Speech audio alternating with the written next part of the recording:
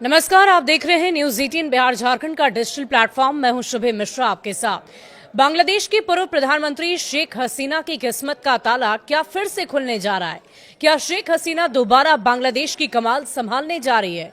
सुनकर आप चौंकिए मत, क्योंकि ये दावा बांग्लादेशी छात्रों की नवगठित एनसीपी कर रही है। और एनसीपी का यह आरोप है कि देश की सेना हसीना को फिर पीएम बनाने की फिराक में लगी हुई है। बांग्लादेश की सेना क्या शेख हसीना को फिर से प्रधानमंत्री बनाने की जुगत कर रही है?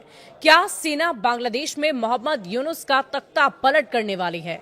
ये दावा बांग्लादेश के उन्हीं छात्रों की ओर से किया जा रहा है जिन्होंने अगस्त 2024 में शेख हसीना को प्रधानमंत्री पद से अपदस्थ कर दिया था।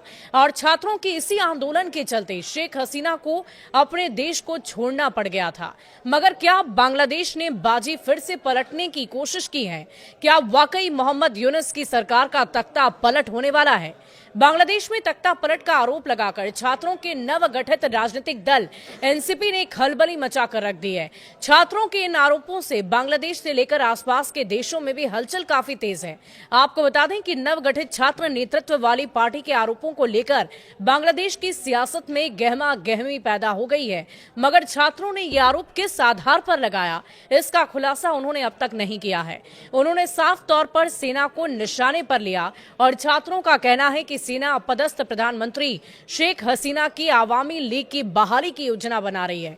सेना ने छात्रों की पार्टी एनसीपी के इन आरोपों को हास्यास्पद और मनगढ़ंत कहानियां बताते हुए सिरे से खारिज कर दिया।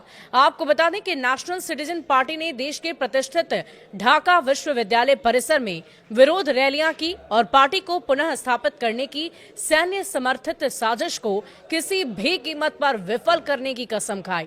स्वीडन स्थित बांग्लादेश केंद्रित समाचार चैनल को जारी एक बयान में सैन्य मुख्यालय ने कहा कि ये एक राजनीतिक हथकंडे के अलावा और कुछ भी नहीं था। सेना ने इन दावों को हास्यास्पद और मनगढ़ंत कहानी भी बताया। छात्रों की पार्टी के प्रमुख नेताओं में से एक हसनत अब्दुल्ला ने यह दावा किया कि सेना एक परिष्कृत आवामी लीग को पुनः स्थापित करने का प्रयास कर रही है। एनसीपी की ओर से ढाका विश्वविद्यालय परिसर में विरोध प्रदर्शन के दौरान अब्दुल्ला के सैकड़ों समर्थकों ने सेना प्रमुख के खिलाफ नारे लगाए और ये मांग की कि हसीना और उनके साथियों को मुकदमे के साथ फांसी पर लटका दिया जाए। 2 दिन पहले सोशल मीडिया पर पोस्ट कर अब्दुल्ला ने यह दावा किया कि भारत के इशारे पर परिष्कृत आवामी लीग के नाम पर आवामी लीग को पुनः स्थापित करने की साजिश चल रही है। बांग्लादेश में शेख हसीना को सत्ता से हटाने के लिए चल रहे आंदोलन के बीच सेना और छात्र नेताओं के बीच एक तनाव बढ़ता ही जा रहा है। नई गठित जातीय नागरिक पार्टी एनसीपी के प्रमुख आयोजक हसनत अब्दुल्ला ने सेना प्रमुख जनरल वकारुज़्ज़मान को लेकर एक बहुत बड़ा दावा कर दिया है।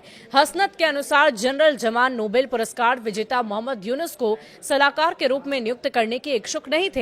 और एक वायरल वीडियो में हसनत अब्दुल्ला ने कहा कि सेना प्रमुख ने मोहम्मद यूनुस की साख पर सवाल उठाते हुए उन्हें इस भूमिका के लिए उपयुक्त नहीं माना।